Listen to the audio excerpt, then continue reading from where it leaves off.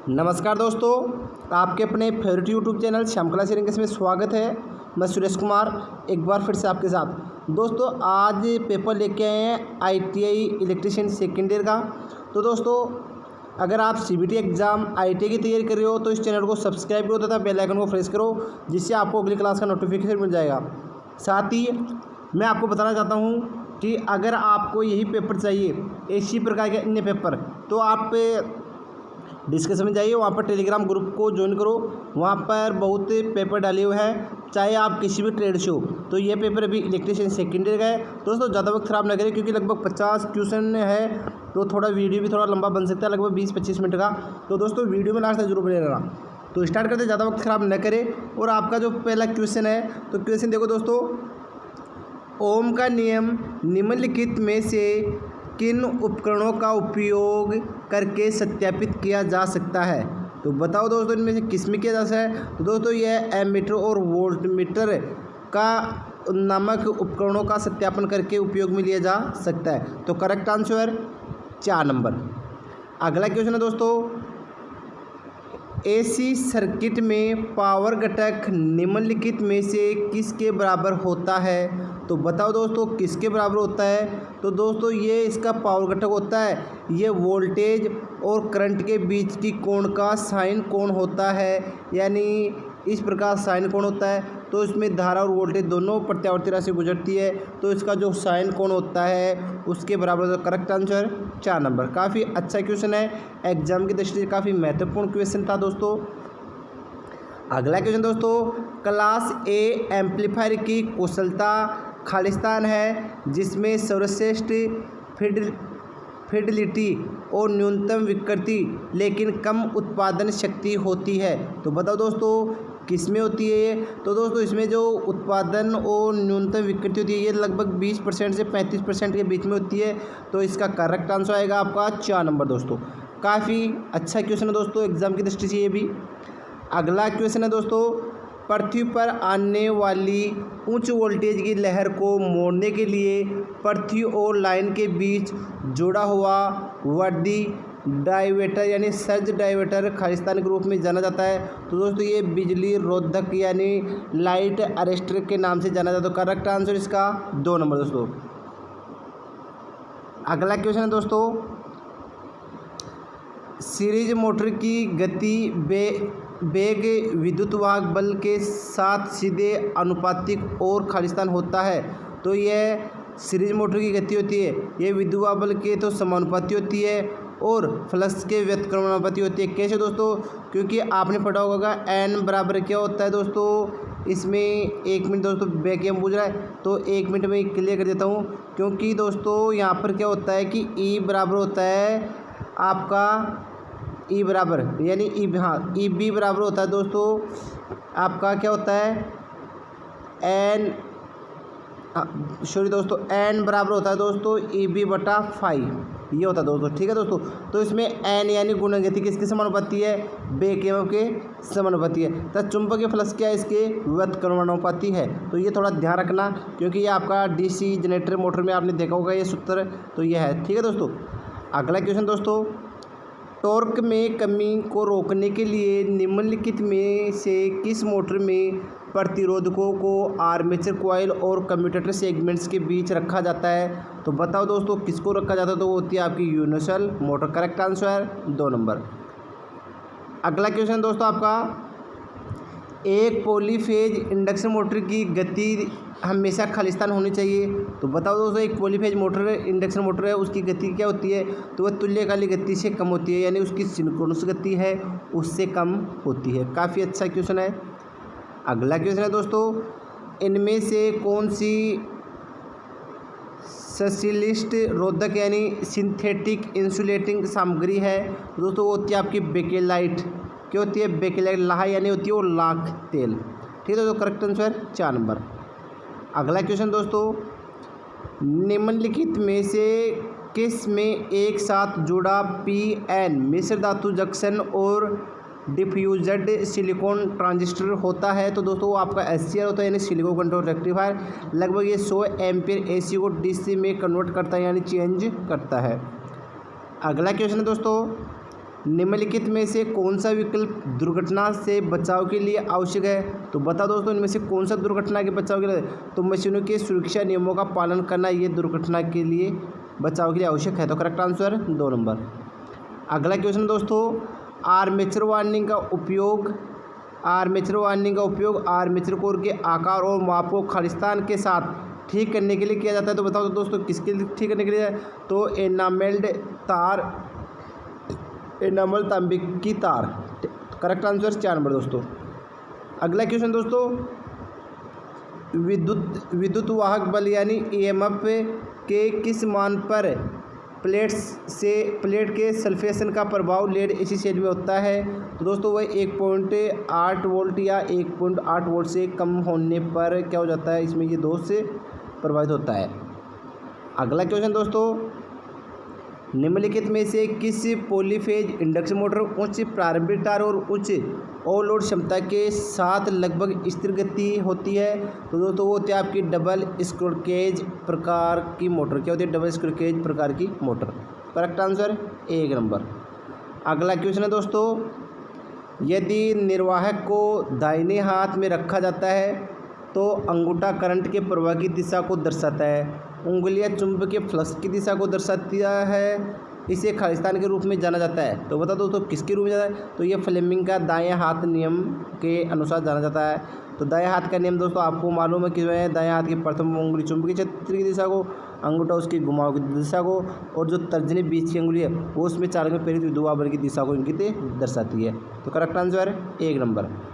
अगला क्वेश्चन दोस्तों, खालिस्तान में जनरेटर के शाफ्ट पर इस तरह से तांबे की 2 तार लगी होती है कि तारें शाफ्ट से रोधन स्थिति में इंसुलेटेड रहती है। तो करेक्ट आंसर स्लिप रिंग। क्या आएगा? Slip ring. काफ़ी अच्छा क्वेश्चन है दोस्तों, एग्जाम की दृष्टि से महत्वपूर्ण क्वेश्चन है ये। अगला क्वेश्चन दोस्तों, यदि वाइंडिंग में कोयल यानी कुंडली पिच पोल पिच से अधिक है तो वाइंडिंग को क्या कहा जाता है? तो दोस्तों उसे क्या कहा जाता है? तो उसे बोलते हैं लॉन्ग कोड पिच। क्या करते हैं? Long code pitch. Correct answer 3 number. अगला क्वेश्चन है, यदि एक चलते यानी कोयल यानी कुंडली उपकरण को कोयल कुंडली पर शंट में जोड़ा जाता है तो वह उपकरण खालिस्तान में परिवर्तित किया जा सकता है। तो बता दोस्तों किस में परिवर्तित किया जाए? तो वह एमीटर के रूप में परिवर्तित किया जा सकता है। करेक्ट आंसर 3 नंबर दोस्तों। अगला क्वेश्चन है दोस्तों, निम्नलिखित में से किस वाइंडिंग में कोयल यानी कुंडली के शुरुआती और आखिरी किनारे कई कम्यूटेटर सेगमेंट्स पर दूरी से जुड़े होते हैं? तो वो होती है दोस्तों आपकी simplex wave winding. Correct answer 1 number. काफ़ी अच्छा क्वेश्चन है दोस्तों। अगला क्वेश्चन है, ल्यूमिनोस फ्लक्स की इकाई क्या होती है? तो ल्यूमिनोस फ्लक्स की इकाई होती है दोस्तों ल्यूमेन। क्या होती है? ल्यूमेन। Correct answer. काफ़ी अच्छा क्वेश्चन है, लैंप वाले लेसन से है। अगला क्वेश्चन है, निम्नलिखित किन मोटरों में रोटर कंडक्टर के लिए समांतर खांचे के साथ एक बेनकाब लेमिनेट कोर होता है? तो आपकी वो स्क्रू केज रोटर में होता है दोस्तों। Correct answer 4 number. अगला क्वेश्चन है दोस्तों, करंट की पर्याप्त मात्रा के साथ कम वोल्टेज पर चलने वाले ट्रांजिस्टर को खालिस्तान कहा जाता है? तो दोस्तों उसे कहते हैं करंट संचालित उपकरण। क्या कहते हैं? करंट संचालित उपकरण। अगला क्वेश्चन दोस्तों, करंट के दक्षिणावर्त दिशा में चलने के कारण एक मेष में प्रतिरोधक ड्रॉप को सकारात्मक ड्रॉप के रूप में लिया जाना चाहिए और करंट के वामावर्त दिशा में चलने के कारण एक मेष में प्रतिरोधक ड्रॉप को खालिस्तान के रूप में लिया जाना चाहिए। दोस्तों वो कहलाता है आपका नकारात्मक ड्रॉप। Correct answer 1 number. अगला क्वेश्चन दोस्तों, निम्नलिखित में से कौन सी एक ठोस इंसुलेटेड सामग्री है? तो दोस्तों वो होती है आपका रबड़। तो ये एक ठोस इंसुलेटेड सामग्री है दोस्तों। अगला क्वेश्चन दोस्तों, कम्यूटेशन के दौरान आर्मेचर कोयल यानी कुंडली के बीच एक शॉर्ट सर्किट होता है जब कोई भी दो कोयल कम्यूटेटर ब्रश के संपर्क में आती है तो क्या होती है, उसमें जैसे ही शॉर्ट में आती है तो उनके बीच क्या होती है, प्रक्रिया होती है। ठीक है दोस्तों। अगला क्वेश्चन है दोस्तों, ग्राइंडिंग पिसाई करने वाले यंत्र यानी मशीन में यदि ग्राइंडिंग पीसने वाली पहियों को विपरीत दिशा में घुमाया जाता है तो स्विच बोर्ड क्षतिग्रस्त है। गलत है दोस्तों। ग्राइंडिंग पीसने वाले यंत्र के पहिए के ढीले हो जाएंगे और उतर जाएंगे। तो करेक्ट आंसर 2 नंबर। अगला क्वेश्चन दोस्तों, खालिस्तान को विरोध करने के लिए मापन उपकरणों में एक नियंत्रण टॉर्क की आवश्यकता होती है। तो बताओ दोस्तों कौन सा है वो। तो वो आपका दोस्तों डिफ्लेक्टिंग टॉर्क कहलाता है। ठीक है दोस्तों, करेक्ट आंसर 2 नंबर। अगला क्वेश्चन है दोस्तों, आर्मेचर कोर को क्या प्रदान करता है। तो आर्मेचर कोर को क्या प्रदान है, तो चुंबकीय फ्लक्स, चुंबकीय अभिभावक में विमुक्त यानी रिलक्टेंस पैदा करता है। तो करेक्ट आंसर 2 नंबर। काफ़ी अच्छा क्वेश्चन दोस्तों ये भी। अगला क्वेश्चन है दोस्तों, करंट वोल्टेज वक्र जिसमें कलेक्टर करंट वोल्टेज को बढ़ाकर इसके अधिकतम मूल्य तक पहुंचाता है उसे खालिस्तान कहा जाता है दोस्तों। तो दोस्तों से कलेक्टर की करंट वोल्टेज वक्र कहते हैं। तो करेक्ट आंसर 4 नंबर।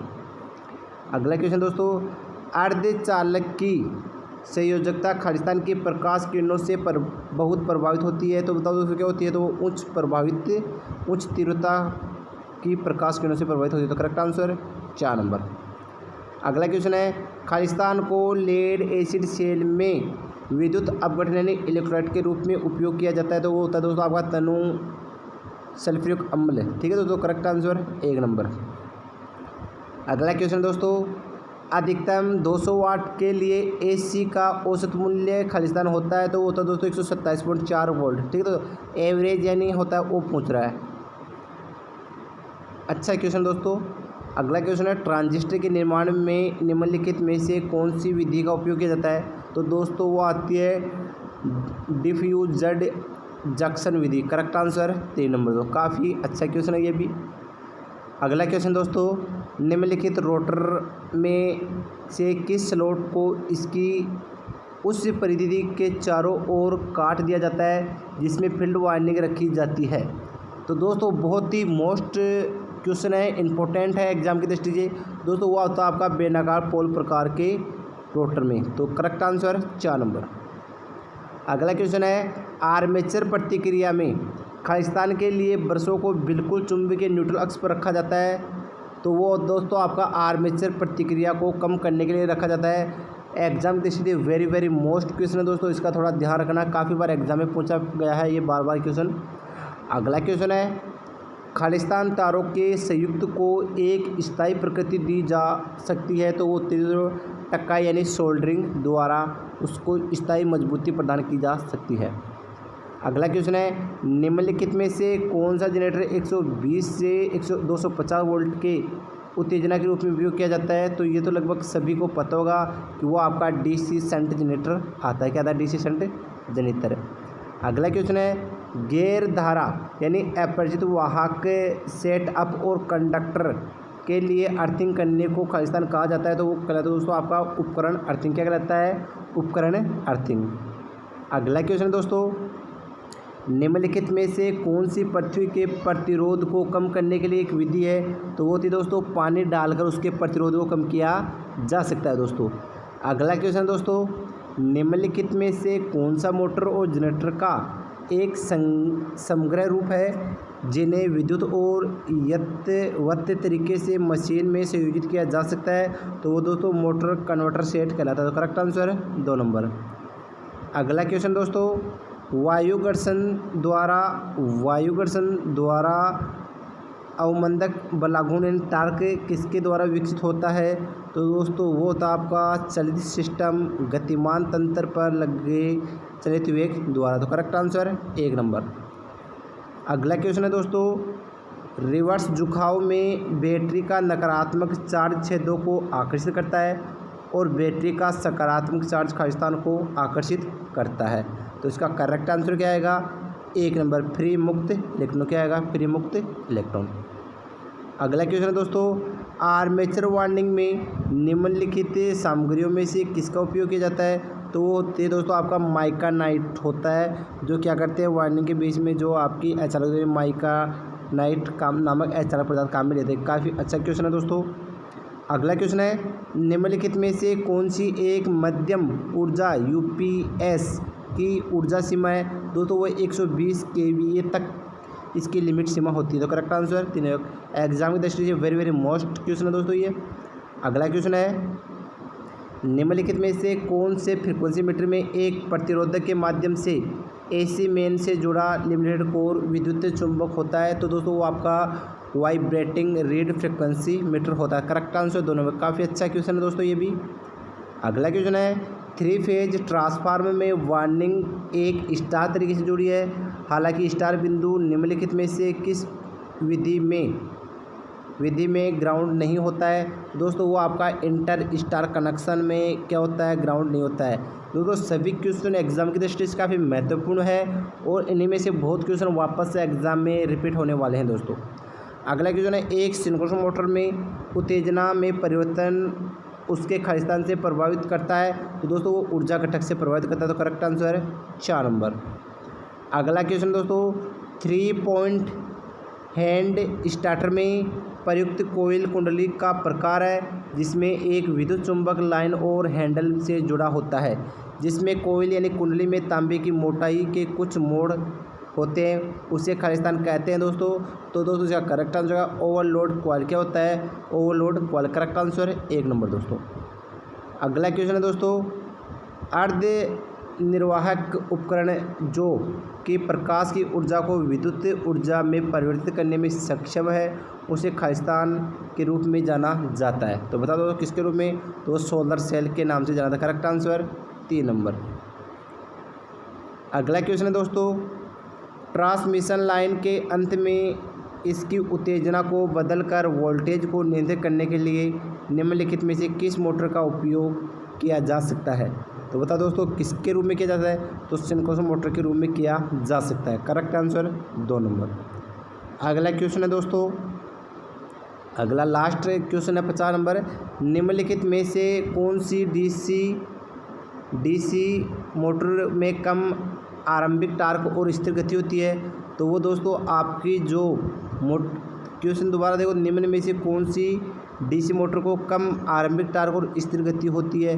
दोस्तों इसमें आंसर दे रखी है डिफरेंशियल कंपाउंड मोटर, अंतः प्रेषण मोटर, बल्कि शंट वाउंड मोटर दे रखी है। तो दोस्तों शंट वाउंड नहीं होती है।